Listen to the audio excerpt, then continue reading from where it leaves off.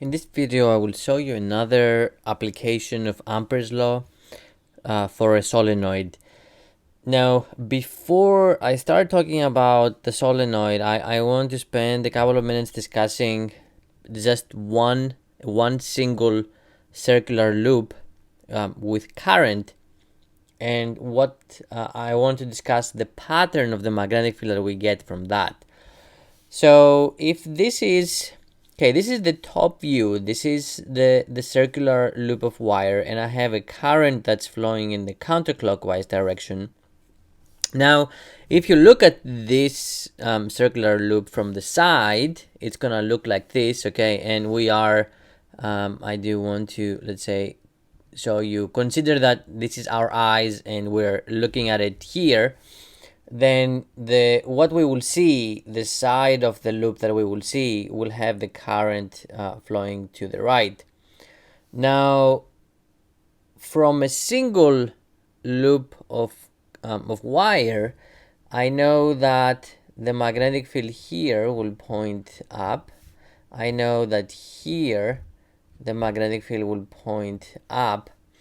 And I also know, and this is important, the magnetic field will curl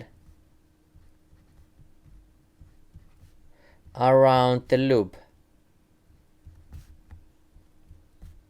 Okay, more or less. And then here it's going to be pointing straight up. So I know that, and it's going to do the same thing from the other side. I know that this is the pattern of the magnetic field that a single circular loop of current carrying wire makes.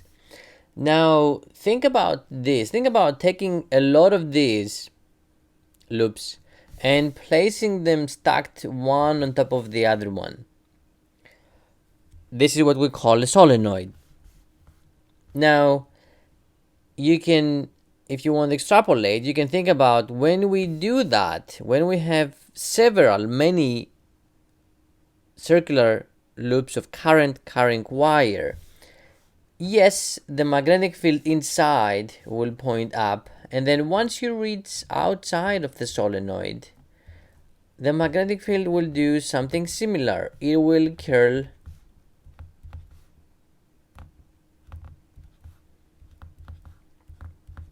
around the solenoid,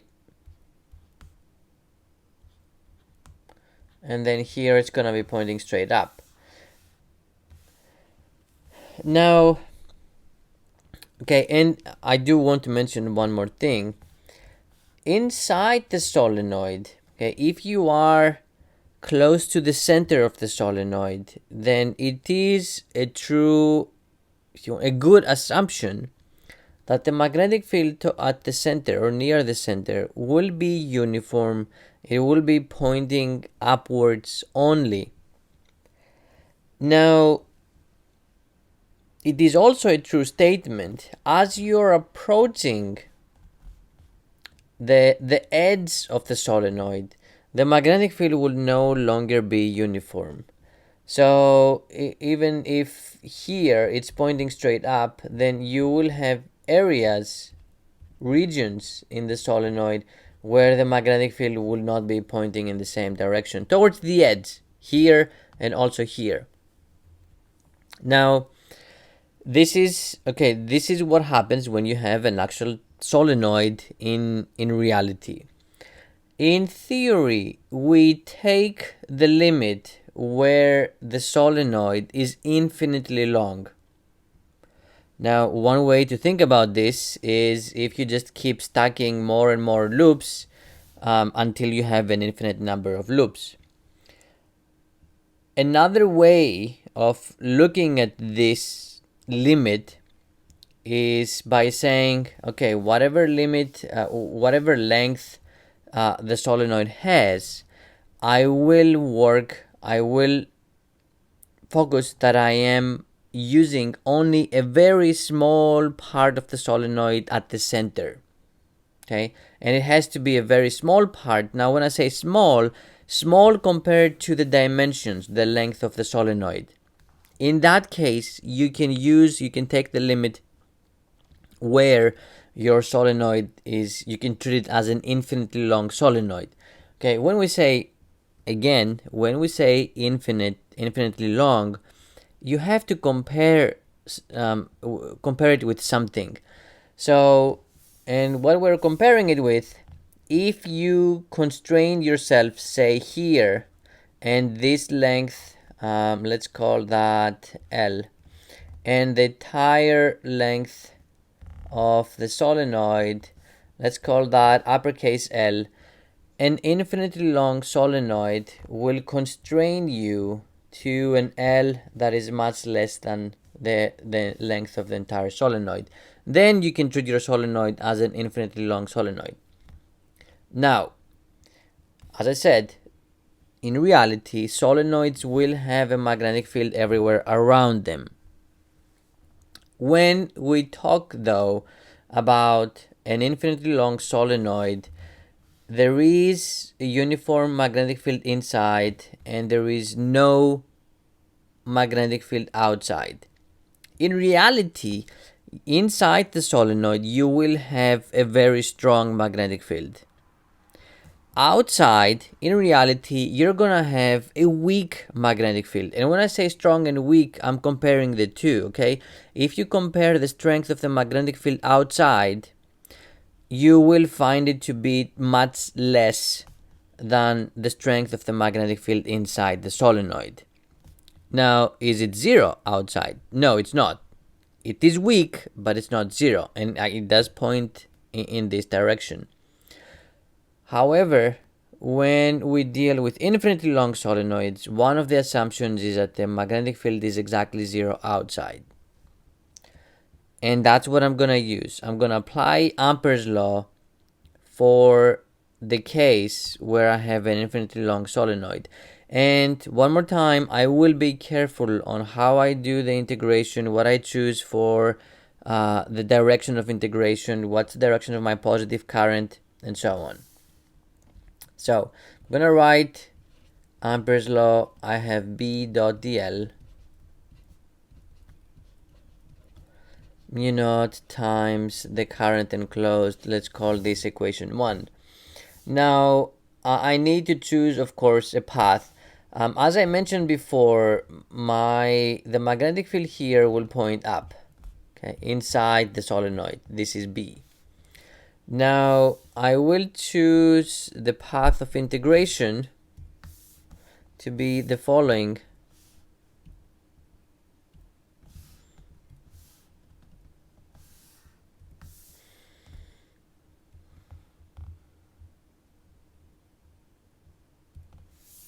So this is my path.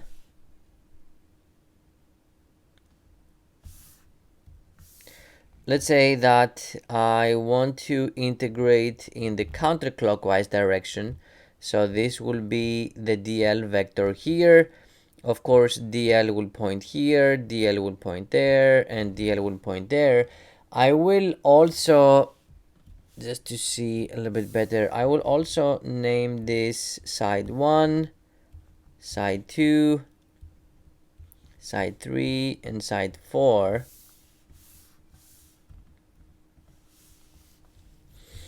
Now, I will calculate the left side of Ampere's law, the closed path integral of B dot dl for all 4 sides. Now, so I'm gonna break. I will write the closed path integral of B dot dl is the integral of B dot dl for side 1 plus the integral of B dot dl for side 2. And the same thing for 3 and 4.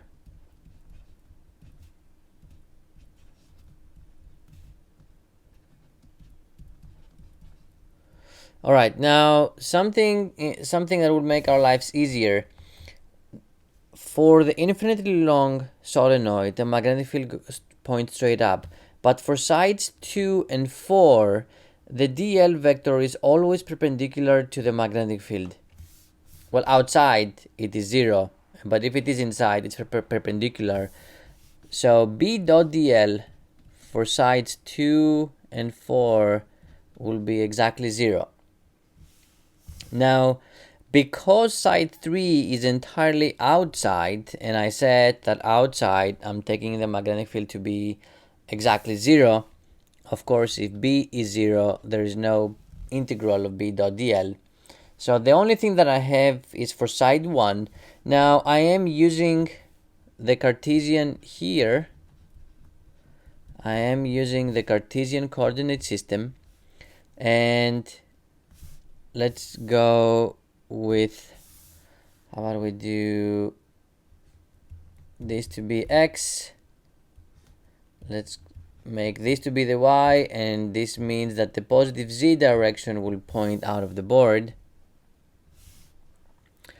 Now b, okay, so I'm gonna write the vector b is pointing upwards, and upwards is the y direction.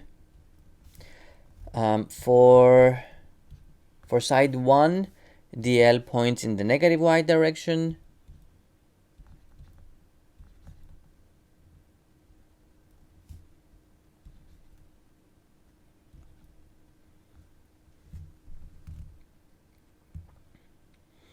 And I can use these two. I can find b dot dl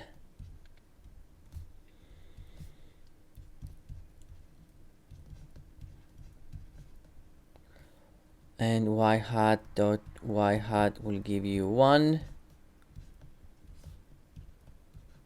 So I have minus b times dy. Now to find the integral for 1, let's say that the length of side 1 is, let's go with lowercase l, from 0 to lowercase l, and I have minus b dy, and this will give me minus b times l. Now I'm done with the left side of Ampere's law. Now I need to work on the right side. On the right side term, mu naught times I enclosed. The constant is the same. Now the current, I need to find the current that my loop encloses. If I have one circular loop enclosed by my path, the current will be I with the correct sign. I will talk about the sign in a little bit. But because I have a number of loops enclosed by my path, I will just say n times I, where n is the number of turns enclosed here. Now regarding the sign, okay, I have chosen the path of integration to be counterclockwise. So I'm integrating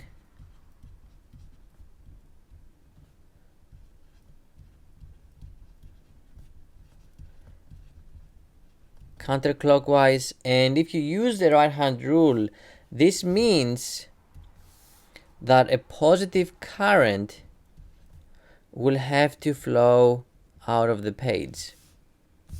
Okay, so here the positive current will have to flow out of the page. How did I find that? If you curl your fingers in the counterclockwise direction, you will see your thumb pointing out of the page. Now, okay, here is the thing. If you look at the solenoid from the top, the current flows this way. Now, from the side, the current flows to the right, and then it goes into the page. Because the positive current is out of the page and my current flows into the page, I need to use a minus sign.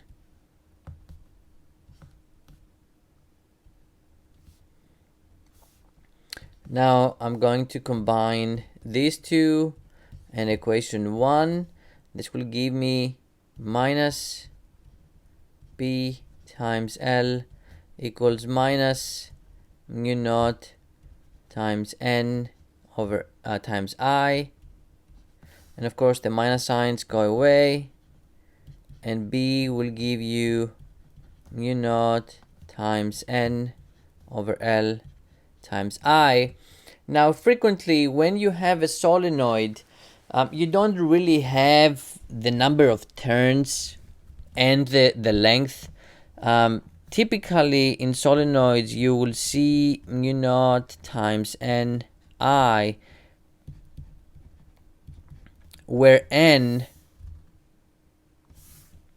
this quantity over here, is the number of turns per unit length.